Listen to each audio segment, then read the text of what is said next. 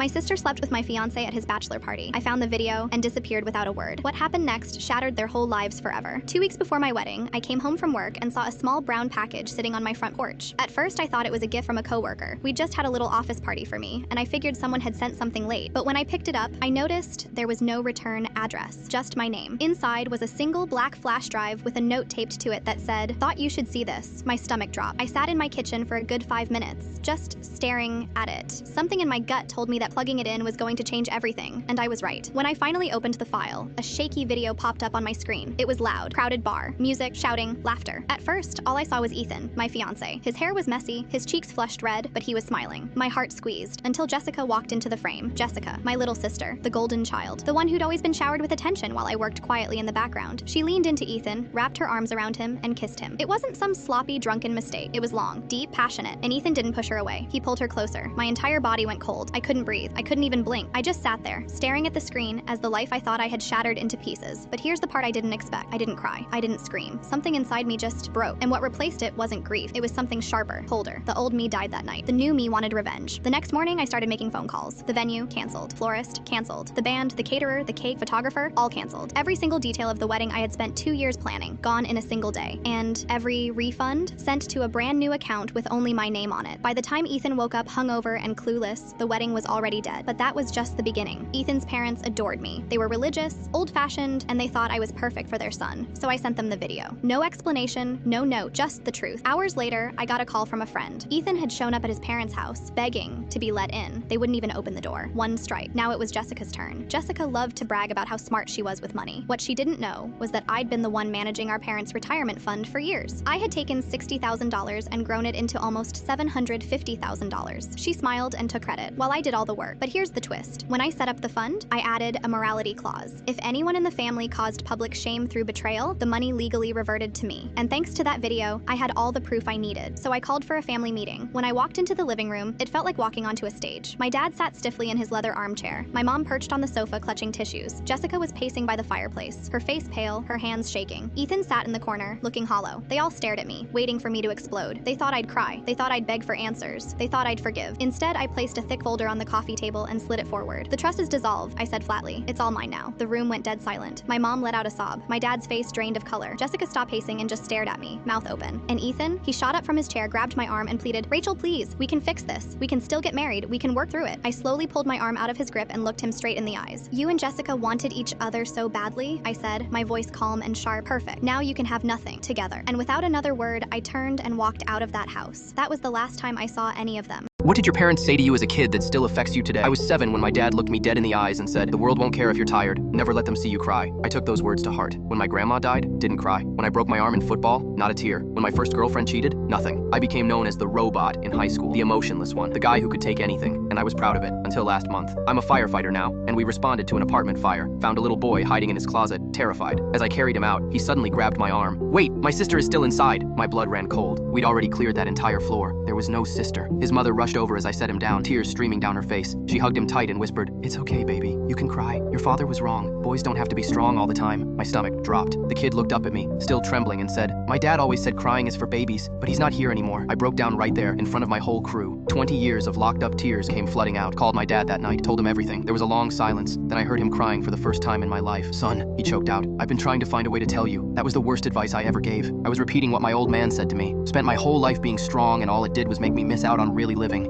Parents, how did the system fail your child? My daughter Mia was the kid who collected stray cats and made friendship bracelets for everyone. So when she started having stomach aches every morning, I figured she was just nervous about her new teacher. Week after week, she'd beg to stay home. I'd check her temperature, find nothing wrong, and send her off with a kiss. She stopped talking about school completely. When I asked about her day, she just shrugged and walked away. Then she started flinching when I raised my voice. This happy kid who used to dance around the kitchen suddenly jumped at every loud noise. Her lunch came back untouched every day. I found crumbs in her backpack. She was eating and hiding. The changes came like dominoes falling. First, she stopped humming her favorite songs while getting dressed. Then she quit asking for bedtime stories. Her smile became forced, like she was performing happiness instead of feeling it. I started catching her staring at herself in mirrors with this confused expression, like she was trying to figure out what was wrong with her. She'd touch her face, pull at her hair, then walk away looking defeated. Her bedroom transformed from organized chaos to complete disaster. Clothes thrown everywhere, books scattered across the floor. When I helped her clean, she'd have meltdowns over tiny things like which shirt to hang up first. Nightmares started in October. sober. She'd wake up crying, grab my hand and whisper, "Do you think I'm smart, Mommy?" I started finding her school supplies scattered around her room, like she'd thrown them in frustration. Broken crayons, torn worksheets stuffed under her bed. When I asked about homework, she'd panic and start crying. The grocery store trips became torture. She'd see other kids from her class and immediately hide behind my legs. These same kids used to wave and chat with her. Now they looked right through her like she was invisible. Her art teacher called. Mia's drawings changed from rainbows to dark scribbles. Yesterday, she drew herself as a tiny stick figure while everyone else was big and happy. Other parents started avoiding me at pickup. Their kids would run past Mia without saying hello. She'd stand there watching them, looking confused and hurt. I'd see her mouth hi to kids who pretended not to notice her. The birthday party invitations stopped coming. Mia would check the mail every day, asking if anyone remembered her. Halloween came and went without a single trick-or-treat buddy asking her to join their group. I found notes hidden in her backpack. "I'm sorry," written over and over in her second-grade handwriting. Some pages had angry scribbles covering her careful letters. Others just said, "Help me," in tiny letters at the bottom. The final straw came when her babysitter texted me at work. Mia had locked herself in the bathroom, refusing to come out for her snack. Through the door, she kept repeating, "I can't do anything right. Everyone hates me. I'm the worst kid ever." One day I heard her sobbing in the shower, whispering to herself, "I'm stupid. I'm worthless. Nobody likes me." These weren't 7-year-old thoughts. Someone had planted this poison in my baby's mind. I pulled her out the next day. Her hands shook holding ice cream as she told me everything. Her teacher, Mr. Davidson, had been targeting her for months, rolling his eyes at her questions, announcing, "Mia's holding us back again," when she struggled. I scheduled a meeting. He claimed she was overly sensitive. The principal suggested counseling for her behavioral issues. They refused to let me observe his classroom. The harassment got worse. He isolated her desk, timed her bathroom breaks with a loud stopwatch, announcing when she took too long. I showed up unannounced and peered through the window. There sat my daughter alone in the corner, head down, while he praised other students. When she raised her hand, he ignored her completely. That afternoon, I transferred her to a different school. Her new teacher called after 1 week. "Your daughter is incredibly gifted. Has anyone tested her for the advanced program?" My heart shattered. Mia wasn't struggling. She was bored and being systematically destroyed for thinking differently.